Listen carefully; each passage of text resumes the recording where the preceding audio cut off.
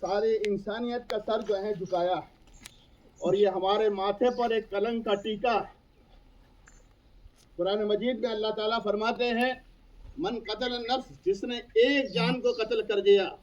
ہاں وہ کسی مذہب کا ماننے والا ہو، فکأنما قتل الناس جميعا، اس نے گویا ساری انسانیت کو قتل کر دیا۔ ومن احیاها، اور جس نے ایک آدمی کے زندہ رکھنے کی کوشش کی، فکأنما احیا الناس جميعا، اس نے ساری انسانیت کو زندگی بخشی۔ آپ قرآن مجید کی آیت، اور پھر حدیث پاک میں میرے آقا علیہ الصلوۃ والسلام فرماتے ہیں من سلم المسلمون من لسانہ و یدہ، مسلمان تو کیسا ہونا چاہیے کہ جس کے ہاتھ سے لوگ محفوظ رہیں، مسلمان کے ہاتھ سے کسی کو تکلیف پہنچے، مسلمان کے زبان سے کسی کو تکلیف پہنچے، یہ نہیں ہونا چاہیے۔ میرے بزرگوں اور دوستوں، آج کا یہ ہمارا واقعہ اور سانحہ اہل گاؤں کے لیے بھی اور خصوصی طور پر ان کے ماں باپ کے لیے بڑا سخت ترین حادثہ ہے، لیکن میری ان کے ماں باپ سے بھی یہ گزارش ہے، اہل ٹوکریا سے بھی گزارش ہے، ان کے متعلقین سے بھی گزارش ہے، اس وقت ہمارا کام صبر کرنا ہے،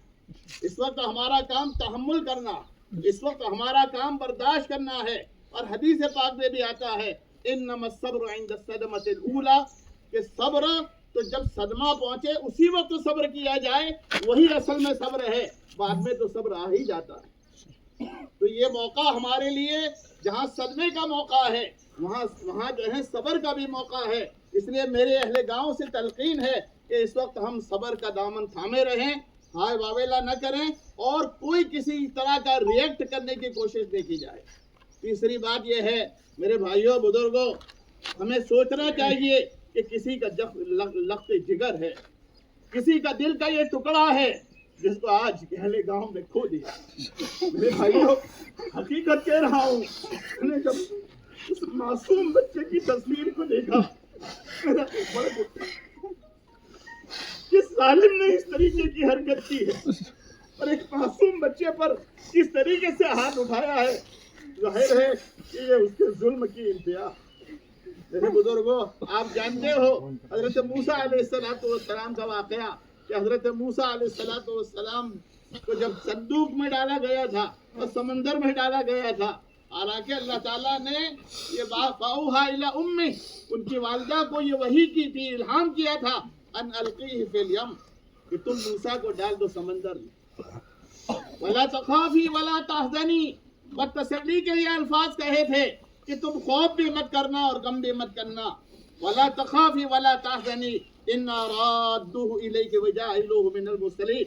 تم نے صندوق میں جس بچے کو ڈالا ہے ہم اس کو تمہارے پاس لوٹائیں گے، اور لوٹائیں گے بھی کس طریقے سے؟ رسول بنا کے لوٹائیں گے، عزت کے ساتھ لوٹائیں گے۔ لیکن اس کے باوجود بھی ان کی والدہ بے قرار ہو گئی۔ قرآن مجید نے کہا ہے اگر ہم موسیٰ کی والدہ کے دل کو مضبوط نہ کرتے تو جو ہیں وہ اس راز کو کھول دیتے۔ اللہ تعالیٰ وعدہ فرما رہے ہیں، لیکن ماں کا دل ہوتا ہے۔ اپنی بہن کو کہا، ان کی بہن کو کہا جاؤ موسیٰ جہاں صندوق جا رہا ہے اس کے پیچھے پیچھے جاؤ اور ذرا دیکھتے رہو۔ فَبَصُرَتْ بِهِ عَنْ جُنُوبٍ، وہ قریب سے سارا منظر دیکھ رہی، اور آپ حضرات کو سارا واقعہ سامنے ہے، ماں کا دل کیا ہوتا ہے اپنے، اور اس ظالمانہ حرکت پر ماں کا دل کس طریقے سے پھٹتا ہے۔ اہل گاؤں میں نے دیکھا صبح میں وہاں سول ہاسپٹل میں ہر ایک آدمی غمگین تھا، ہر ایک آدمی بے چین تھا، ہر ایک آدمی بے قرار تھا۔ لیکن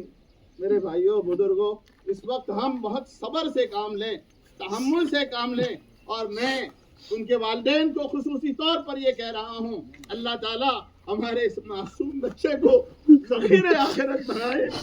اب کے لیے جو ہے آنکھوں کی ٹھنڈک بنائے، اور اس کو اے اللہ اس کے لیے مغفرت کا ذریعہ بنائے۔ ہمیں بہت ہی زیادہ صبر سے کام لینا ہے، تحمل سے کام لینا ہے۔ اللہ تعالیٰ مجھے، آپ کو، اور خصوصی طور پر ان کے ماں باپ کو، ان کے متعلقین کو، ان کے رشتہ داروں کو صبر عطا فرمائے۔ اللہ تعالیٰ سے ہم سب کو یہ دعا کرنی چاہیے۔